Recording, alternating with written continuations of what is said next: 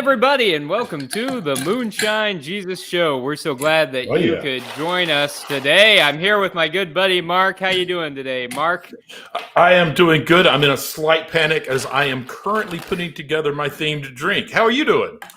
I'm doing great. Last minute cocktail mixing. Perfect. I can hear it. No, There's some ice there. Whatever it is, you're going to hear me ice involved. You're going to hear me shaking it too. But yeah, good to see you, sir. I'm excited about today's show. Me too. Hey, you know what? It may feel like the world's falling apart out there, and it's a good day to pour yourself a drink and to get ready for the Moonshine Jesus Show. Today, we're talking about the Orville. I want to remind you that we are brought to you by progressivechristianity.org, a great place for all your progressive Christian resources. Also, hope that you might follow the Moonshine Jesus Show on social media. We've got some exciting upcoming stuff. Maybe before we share our drinks, we want to let you know we're going to be at Wild Goose this year, right? Us? Wild Goose. Us. They let us in? They let us in? Even us. Absolutely. They must. I don't know what was up with them. Why would they let us in? All the big names must have canceled on them. They probably canceled on them. So, but we want we've got fun. Yes, we do. Saturday. What was the time on Saturday? I'm trying to remember. Is it 4? Is that right? 4:15, I believe. I think so. Be at the Goose Cast stage and be a part of our show. What are we going to talk about on that show? You got ideas? Okay, I've got an idea, Mark. Tell me what you think about this. You and I both love Marvel movies. There's a big Marvel movie coming out. Thor, Love and Thunder. Absolutely. Oh, that'd be perfect. And would that be okay? Yeah. I think that drops the first week of July-ish, doesn't it? That's right. So everybody has time to see it. Absolutely. That would be great. So make sure you catch it. And let's provide some incentive for them to show up. What do you think? Oh, I think that's good because they're not going to show up just for you and me, Mark. No, I mean, who would do that? I wouldn't do that. I wouldn't do it either. But you know what I would show up for? Alcohol. And absolutely. I think we've got a plan. We're going to give away alcohol. For the first 20 folks who show up, we will be giving away a mixed themed drink, and you will receive it in this lovely Moonshine Jesus Show glass moonshine jug with the show logo on it. It's pretty cool. I'd be all right with that. But listen, we know it's going to jug. That's great. It's great. I want that. I have it, so I'll make sure you get one. I probably can make sure you get one. Okay, but listen, we know that it's going to be a mad rush. There's going to be so many people. The first 20 people are just going to be a fraction of who shows up. So we needed to make sure there was stuff for other folks, right? So we've also got these Moonshine Jesus Show beer huggies. We've also got some themed logo stickers to hand out. And we're working on an interactive part of the show. Oh, yes. And those folks who do interact, we might be throwing you something from the stage. You want to say anything about that? Okay, so back by popular demand from the first iteration of this show are the Shine Jesus Shine t-shirts. Has the Moonshine Jesus Show mug on it that says Shine Jesus Shine. You're going to want to be wearing that, and people are going to ask you all about it. And you're going to say, I listen to this great podcast. It's called the Moonshine Jesus Show. They drink, they talk politics and theology. You should listen. So I think what we're saying, Mark, is everyone is going to want to come and listen to us at Goosecast. It's going to be fantastic. I would hope so. We certainly, you may not want to hear us, but at least you want the incentives. That's right. And you know what? We'll try to have some interesting things to talk about too. Today we are talking about the Orville. And we've got some themed drinks to go along with it. Indeed, Mark, we do. We have heard your ice. We've heard you shaking up your cocktail. Let's see what you've been mixing up. So I decided, there's just a lot of themed drinks for the Orville out there that people have made. So I went back to an old episode where one of the drinks they had from the Mocklin, which is one of the races that they interface with a lot. One of their drinks is called an Opsada. And so I decided to make my own version of an opsada. And it's sort of a dark brown, purplish drink. And here's what they say about it, that when you drink it, it grows into a parasite in the body. And that sensation is like intensely pleasurable. So I tried to go with a kind of a dark purple kind of theme. So I took purple people eater and tweaked it. So I've got vodka, blue, carousel. I've got sweet and sour mix and grenade. But then I switched the cran grape for a cran blackberry. And then I switched the lemon lime soda for a cherry Coke soda to keep it dark. And then, because I can't actually have a parasite grow in my body. You can't? Come on, wimp. I have toast. You can call me a wimp. I've toasted some super worms and put them on as garnish. And I'll be eating one at the end of each segment. At the end of each segment. Okay, I got one for each segment. One for each segment. My opsada drink. So, and you can see I've got my nice little brown purpley color. How about you, sir? What did you end up with? That's good. That's good. I love it. I can't wait to see you eat those worms. Okay, so I've got a cocktail called the Orville, and I don't think I didn't make it up. I Googled it, and I don't think anyone created this for the show. I think it's just a cocktail, right? Just it's a cocktail for for a semi-well-known bar called the Orville. Yeah, I'd be interested to know if anyone out there has had this before. I have never had it before. What's in it, though? That's what I want to know. What's in it? It's simple. Yeah, it's simple. Okay. It's just vodka, and it is lemon juice, and it is simple syrup, a little bit of cherry juice, and some cherries. And so this is the Orville, and I've got some planetary ice cubes in here. Ooh, well done, sir. Yes, for our space theme. So cheers to you, Mark. Cheers to you, sir. Wow, that's pretty good. Can you feel the parasite living within you? I'm hoping to feel the parasite because supposedly it's intensely pleasurable. So I can't wait for this to happen.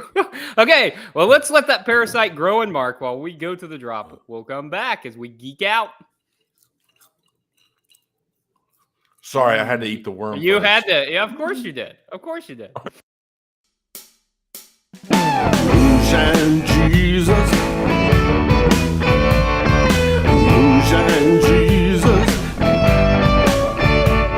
Moonshine Jesus. Moonshine Jesus. Won't you shine a light?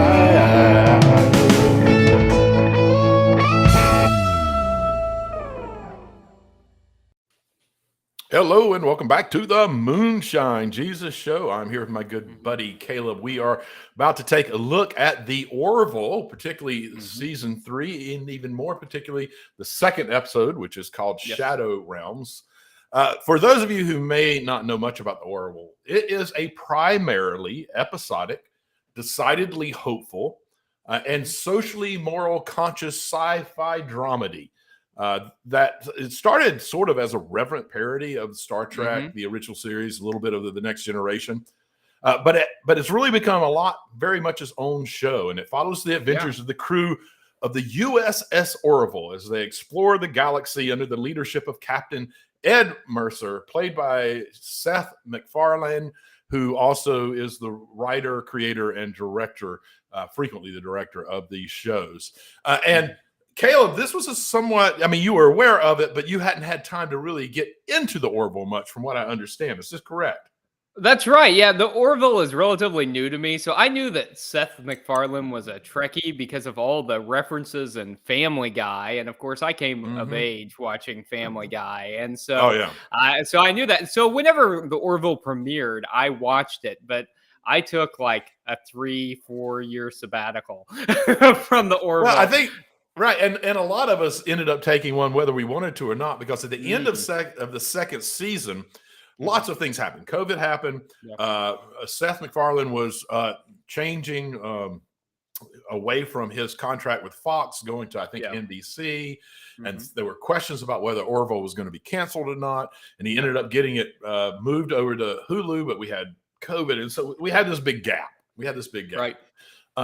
But I really, I appreciate, before we get specifically into episode 2, Shadow Realms, I really have learned to appreciate this show over time, because, while it started off as that kind of almost a parody, it kind of figured out its own zone, its own space, and it's something that's really not out there, I think.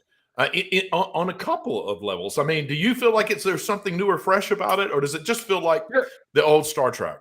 No, I think there absolutely is. So even since the last time I watched it, so I watched the first season, and I thought, well, this is kind of fun, but it is it was, I think, at that time, I kind of thought this is truer to Star Trek than some of the Star Trek shows that were on at the moment. And so, but whenever I was going back through in preparation for this and watching it again, I thought this really has become its own show. It's got its own storyline. Right. It's not relying quite so heavily on kind of the comedic kind of stuff. The It started off leaning. Yeah, it really did. It was leaning into first. Yeah, and so this was different. Its own kind of gravitas and its own, world universe has been created, and they've learned to lean away from leaning too heavily on the comedy. The comedy is more like, I think I read somewhere that if memory serves, that McFarlane called it comedy icing.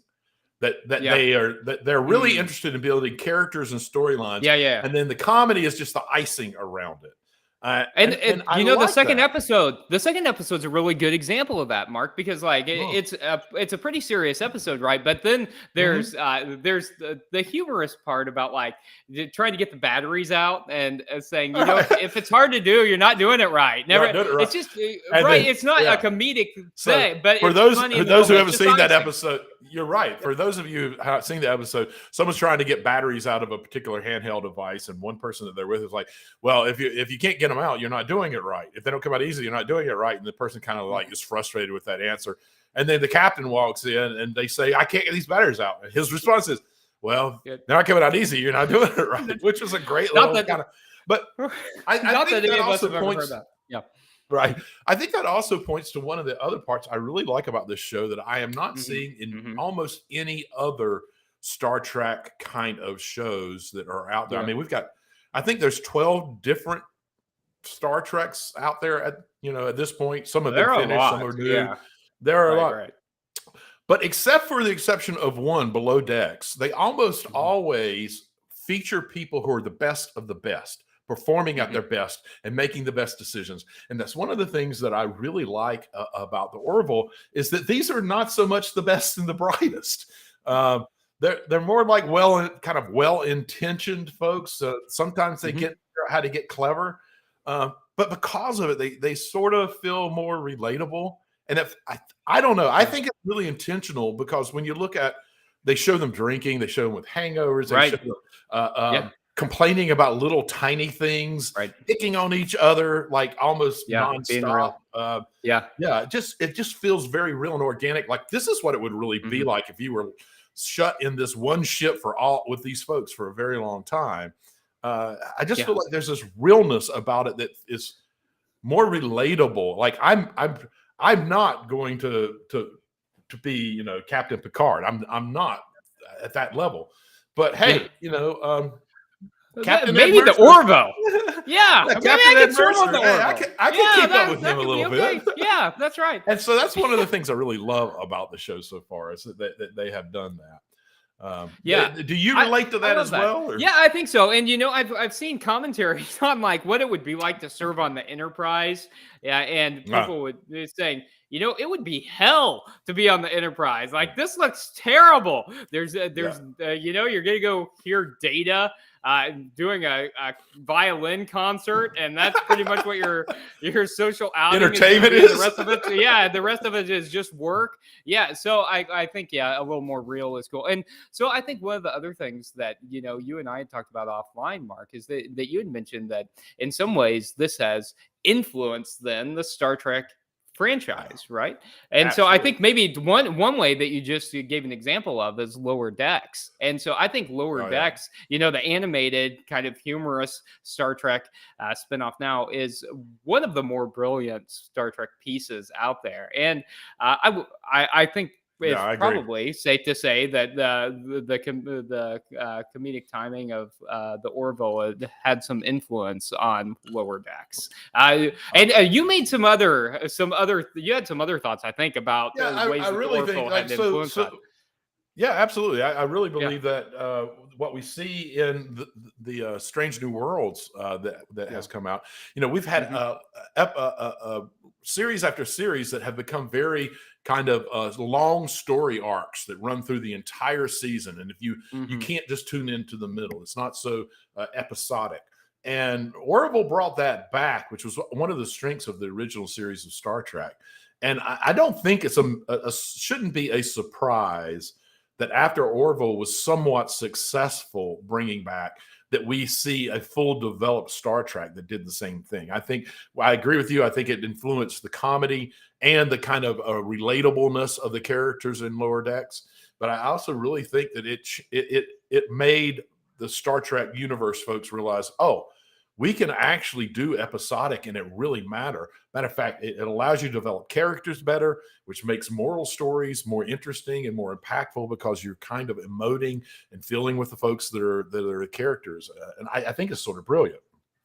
I think so too, and I think it really impacted that franchise in a positive way, because I think that was something that was really hurting the Star Trek franchise, is doing these long arcs. So I mean, I guess in some ways we can't really help but talk about Star Trek because it is a direct kind of parody of Star Trek, the Orville, almost homage to it. Yeah. You're right. It's a love letter. It's Seth MacFarlane's love letter to while poking fun at some of the ridiculous nature of Star Trek 2.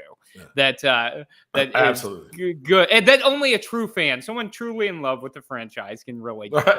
Absolutely. Well, but let's move on and look specifically at. I mean, the new season is out. We're starting to get episodes of it. Yes. Instead of calling it season 3, they're calling it New Horizons. And I think you and I both, early in episode 2, called Shadow Realm, started realizing that they were actually going to be grappling, at least to some degree, with some pretty interesting theological stuff. And I'm bringing this up at the end of this segment because I think it'll be a natural move into our next segment. But essentially, the Krill is a new species that they're interacting with and learning how to kind of interrelate with and trying to work with them to gain access in some ways to a larger area of space, which they kind of are in charge of. And when they set it up so that they can start doing this, they're in negotiations. I really found fascinating that the Krill were saying, "Look, there's this area in this space, there's this place where you can't go." I mean, it started to intrigue me. And you want to talk a little bit about the kind of how the religion plays into it? Yeah, so I mean, that was kind of fun, and it was fun to see them respond as, "We're explorers. We're going out there no matter what your warning is," and that's so like typical. But there are a ton of religious allegories in this, and I think that I know we want to delve more into that in just a minute. Should we take a break, Mark, and come back? What do you think? I think that'd be appropriate. And then we can talk about kind of the storyline, because it's a little tiny part of it that I think can really lead us into a lot of interesting thoughts, particularly around a religion and what religion does and why we believe in certain things. So let's, before we take the drop, though, before you've got something really, you want to say. I can tell. Mark. Tell me. It's just a simple little thing, and I think we'd be remiss if we didn't talk about it because one of my favorite characters was Yaphet, which was a little green gelatinous guy. Norm Macdonald, was voiced by Norm Macdonald, who has passed away since this has happened. And I want to shout out to one of our loyal listeners, Ellen Green, who also is one of her favorite, I think actually her favorite character, who did her cocktail completely themed on the Yaphet. Midori vodka lime and a little Perrier. So shout out to her for that tip of the hat to Yaphet. I love that character, and we will miss Norm Macdonald. That just needed to be said. But for now, let's lift it up with some good tunes, and then we'll get into some theology. Yeah.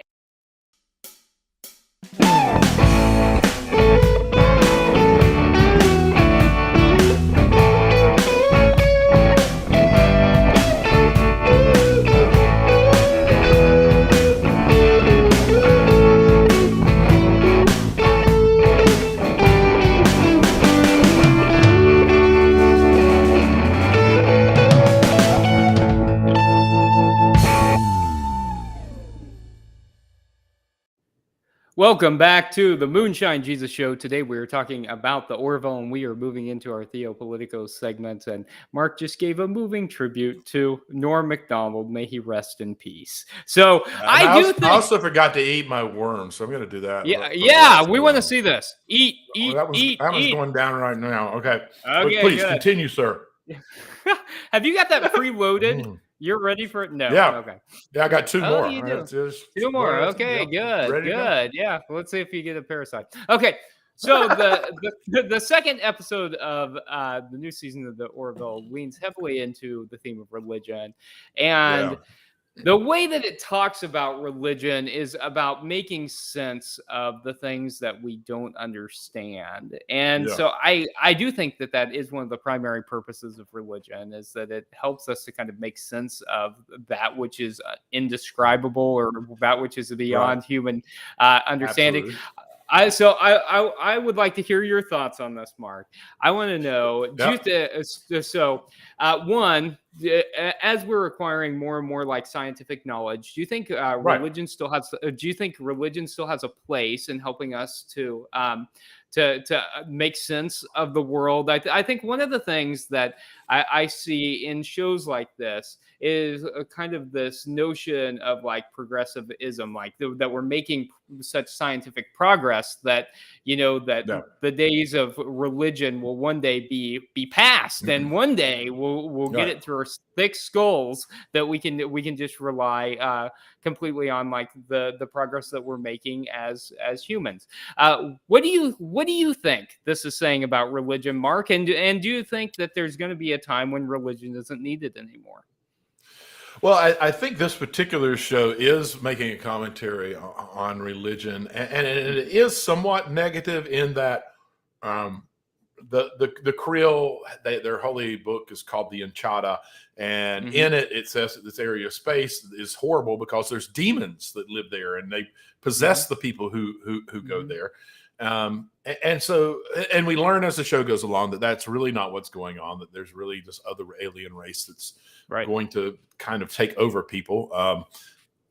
And so it does kind of shoot down what their religion was there for. And I think that is actually not as much of a negative as the show writers probably thought it was, because for the Creole, there was a period in time in their development where it was necessary to try to understand to a degree what this horrible thing that keeps happening to the people who go over there is. And they weren't in a place where they could investigate and scientifically figure it out.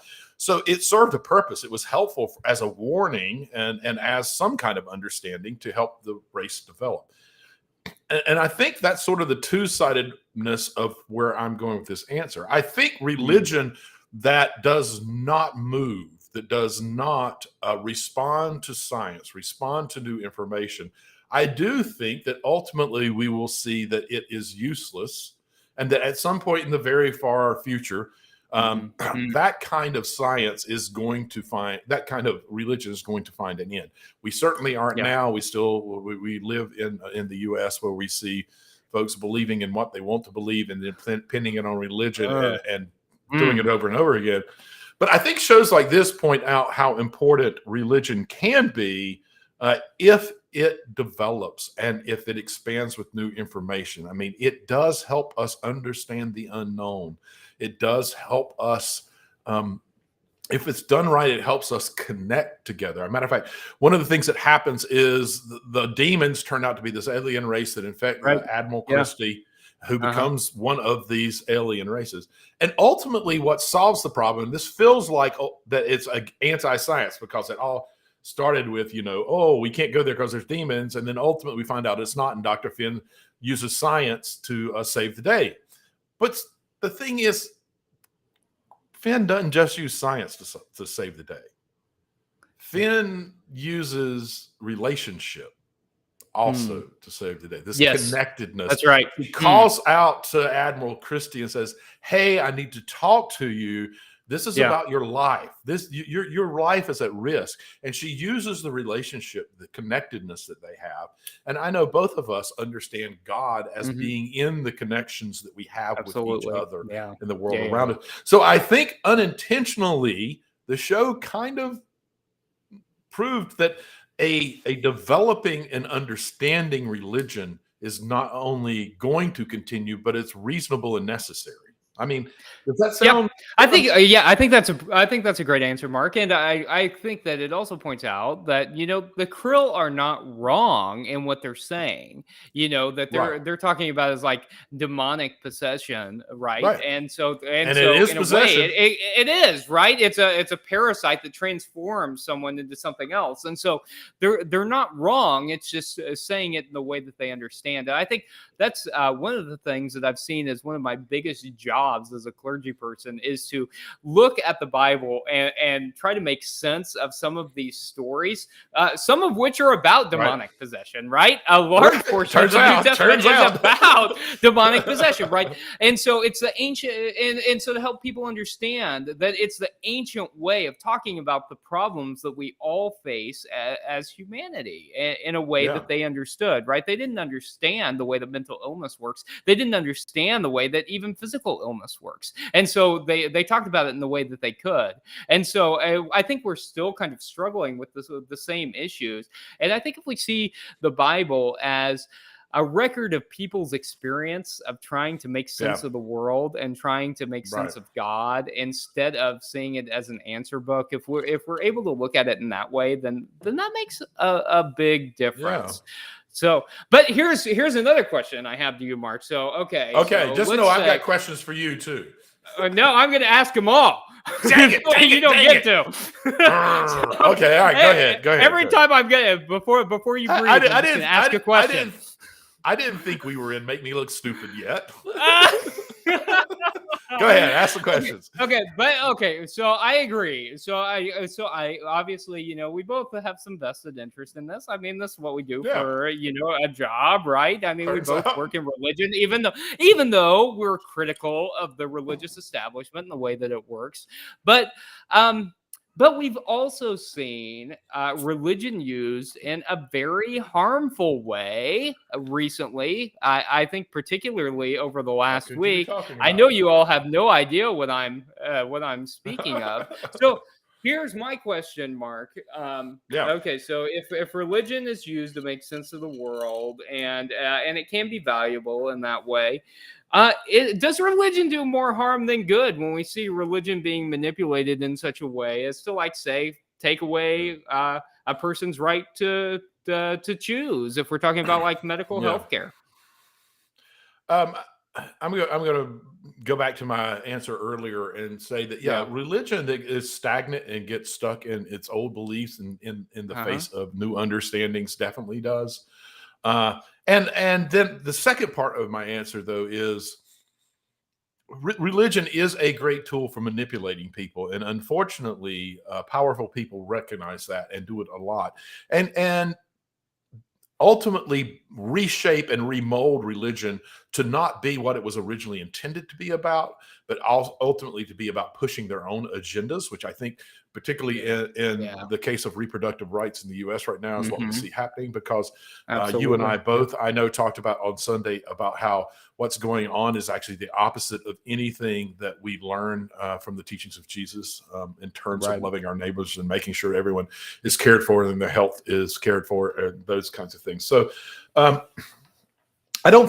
think old religion, stagnant religion, and religion that is being used as a tool to manipulate has done more harm than good, and always will. There will always be people who are looking to change and motivate the masses in negative ways using religion. And that's what the folks who are trying to use religion as a way of connecting with folks and understanding love and how we are supposed to be with each other and create large community, and particularly the marginalized, bring inside. I think those of us who believe in all of those things, it means that we always have to be vigilant and stand up and over against and be very vocal when religion is used for something other than that. Yeah, I think that's a great point, Mark. And it's not just religion that's used in that way. People use whatever they can to manipulate others into doing what they want. And I think that's something we've certainly seen from the religious right, as they've been cherry picking Bible verses, taken completely out of context and manipulating them to mean something that they were never intended to mean. And so I'm 100% with you. I think that religion can serve as a tool, and I think those of us who have a different understanding of that, what I would argue is a more authentic understanding of that, have somewhat of an obligation to say, actually, this is very empowering. Actually, this is encouraging us to be with each other and to stand with each other. And we really need to do that.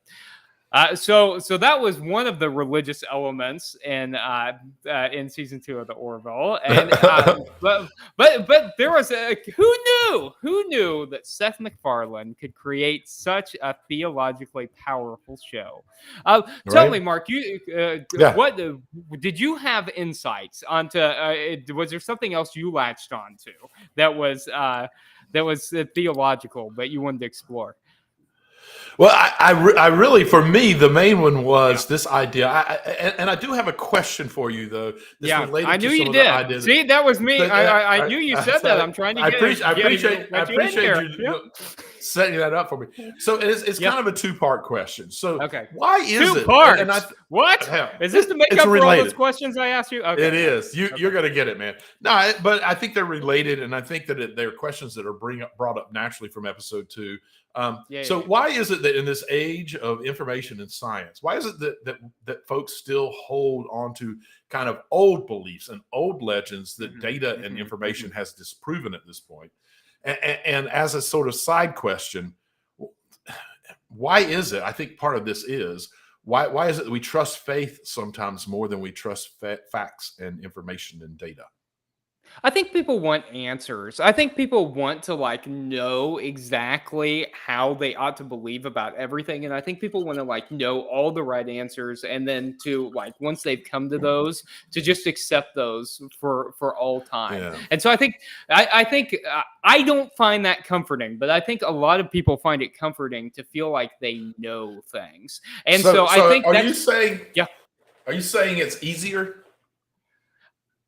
Yeah. It's easy. Right. Of course it's easier, but it's ultimately shallow, right? Yeah. I think that kind of faith is really shallow. And I think you see that whenever there's a little bit of interrogation, the only thing that people really do is they double down on their same answers. If you're engaging in critical thinking and you're really trying to get to the heart of what's actually behind that belief, a lot of times people really can't explain it other than, well, that's just what I believe. That's the worst argument, is just, well, that's what I believe. It's just a give up argument, right? So it's easier. I think for some people it's comforting, but I think that we really have a more mature and growing faith, and really a deeper faith, whenever we're able to say things like, you know what, I don't know, or you know what, I used to think this. and I was exposed to this new information, and it changed my mind. But I have a deeper faith because it has grown, and so I think that's why people stick with the old stuff. But that's why I think it's more powerful to be open to new information. I love it. I agree.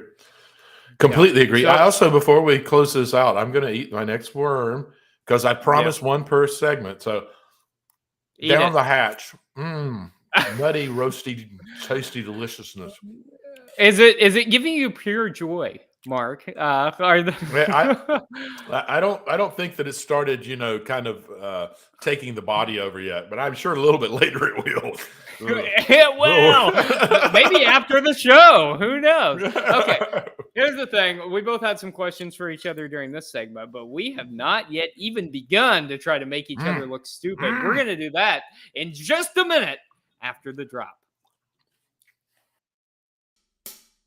Moonshine Jesus, the bright sky. Moonshine Jesus, baby, alright. Moonshine Jesus, a surprising delight. Moonshine Jesus, won't you shine a light?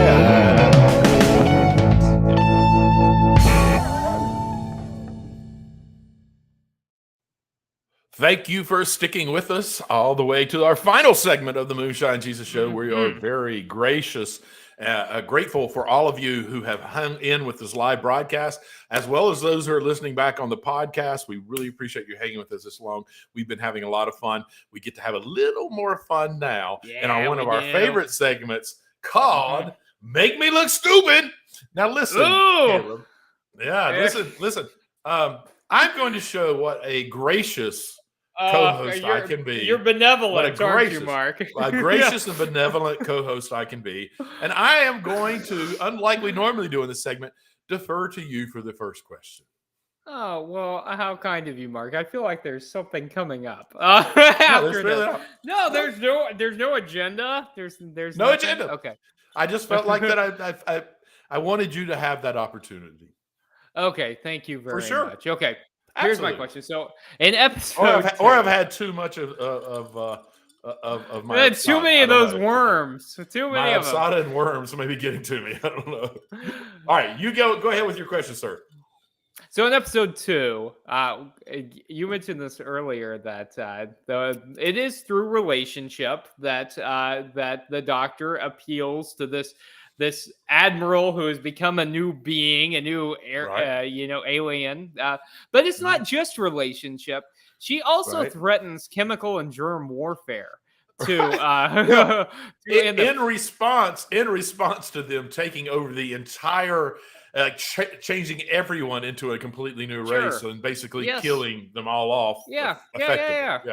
Right, but she does threaten to use chemical and germ warfare. Granted, yes, there.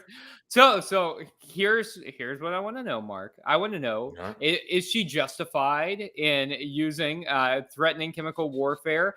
And are there situations in our real life where that's justifiable? Right. Okay, so you're getting into a subject that's near and dear to my heart, just war theory. And in this particular episode, no, it was not justifiable. They did not follow all of the markings of what would allow something to be a just war. And this was a mini internalized war on the ship of the Orville. You first have to try all other possible ways out before you resort to any type of violence. And they jumped pretty quickly to, hey, I think I've figured out how to create a disease that will basically kill them all off. So no, I don't think this was particularly justifiable. You can argue that they only had so much time and they had to do something quickly before they were all changed over, but they didn't really show them investigating other methods of resolving the crisis that was going on. But yes, just war theory does suggest that there is a time when violence is the last resort, is the only thing that can be used to protect people. Yes, It is a lose-lose scenario, but you save more people than lose folks. But I will go as far as to say I am not aware of any war in the history of our race that has ever actually happened after they met the requirements of just war. There's so much stuff that happens beforehand that needs to be done that we don't do in terms of relationships and negotiations and talking to folks and so many other options within it. We just don't do it. So I can see it being, there's sometimes being the case where violence is necessary. I have never seen us as a race prove that violence is necessary and then act on it. I'm not even saying that, say, World War II didn't ultimately be what had to happen, but I am saying we didn't go through the steps to be assured that that's what had to happen. I mean, no, that's very interesting. I think that's very interesting. Well, I think your last comment there in particular was very interesting, because I think a lot of people, when they're talking about just war theory, tend to point to World War II as like the justification for why just war theory is important. And so I think it's great, first of all, that in the conversation about the Orville, that we were able to talk about chemical warfare and just war theory. I love that. Right. It's a brilliant. It really is a brilliant show, and we've already said all the reasons we love it. But with the comedy, with the relatability, but they still go into those hard moral issues. I love it.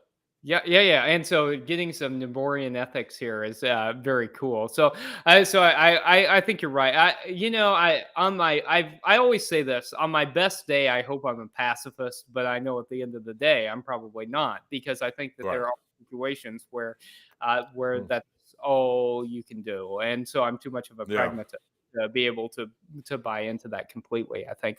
And so I second what you said. I think that we don't do a very good job of building up relationships, and even in talking about things like World War II, we allowed Germany to be in such disrepair from World War I that there was that we drove people to the brink of desperation. So I will say too, I feel like there are a lot of desperate people in the United States today, and so maybe we should be taking some real proactive measures to be thinking about how it is that we can help support people who are living in extreme poverty and people who are on the brink after losing reproductive rights here recently. So thank you, Mark. That was a wonderful answer to that question. I love it. Okay, I you let me go first. You were gracious. You were benevolent. You were such a wonderful co-host. I want to hear now what you've got for me. Some more Greek myths or something. Now my real reason is going to be revealed. I knew that you were going to ask. No. I knew that you were going to ask this really insightful question that deserved real attention to be really revealed. My question is very much not that at all. Good. Here's my question to you: why doesn't the Planetary Union, which is what the Orville's part of, why do they not have transporters? So I had taken a sabbatical from this, this show, right? And so in episode 2, which we're focusing on today, they are going to this space station, and they're in the space, like the shuttlecraft thing, right? And I'm like, why are they not transporting over there? And I'm like, oh yeah, because it's like not Star Trek. It's not Star Trek. And so, right. So the fun thing is, right, the reason that Gene Roddenberry invented transporters was because he couldn't figure out how to get the shuttlecraft down. They couldn't afford to do the graphics to make a shuttlecraft every show. Right, so they figure out this way to transport people from one place to another. Apparently, in this alternate dimension of the Orville, they have not yet figured out how to deconstruct a person atom by atom and reconstruct them into another. Well, that's so simple. I don't understand. No. I'm going to give you an ethical reason why, Mark. Because because I think it's because in the Orville universe, they've discovered that the transporter is essentially making a clone of you. And they've decided that that's an unethical thing to do, to take you apart atom by atom and reconstruct atom by atom, a facsimile of you in another place. I don't know. I like it, man. You like it? You think? I like that answer. I like that answer. I mean, I completely. Did I agree. moralize that a little bit? Is that okay? I like it. I like it a lot. There's nothing wrong with that. I think you and I also have talked about other things when we were looking at Star Trek, like the transporter technology. If they really are as good with it as they think they can, then any kind of disease or a parasite you pick up on planet, you ought to just take it out. Like, they shouldn't ever become part of a storyline, because you should have a buffer that understands all the parts that were there when you went, and any part that isn't there when you come back, you just filter it out and let it go. Which in this particular episode too, that would have helped a lot, because there was some kind of thing that got into his body. Yeah, the transporter, you could have compared the two buffers and said, well, let's get rid of the stuff that's not really him, and he'd have been perfectly fine, and we wouldn't have had a story. So, yeah, I think. Okay, so that's why they don't have transporters, because it would have stepped on the story. It makes for bad writing. It makes for bad writing. I think that's really it. Well, listen, man, we've been having a great time. It's so much fun. Yeah. Let's talk a little bit. What should we be doing next week? You know what? I've heard about this great show on Netflix called The Umbrella Academy that so good, I haven't watched at all. But you've watched it, haven't you? I have. I really enjoy it. They've just dropped the new season. It revolves around this sort of dysfunctional family of adopted siblings who are all superheroes, and they get together and solve basically the mystery of their father's death, as well as, and just kind of a side story, the threat of an imminent apocalypse. So they've got a few storylines to investigate there, but it's really wonderful. There's some great characters in it, and so let's next week let's take a look at the new season and talk a little about the Umbrella Academy. What do you think? I'm in. I'm gonna binge it this week. So if you haven't seen it, binge it with me. Perfect. Well, I'm gonna down this last. It was my last worm. It was really fantastic. It was almost as fantastic. Later, I'm sure it's going to bring me something. I've enjoyed it, but I have enjoyed the show much more. I've also enjoyed all of you who have hung with us to the end. So thank you again for watching the Moonshine Jesus show, and we will catch you the next time.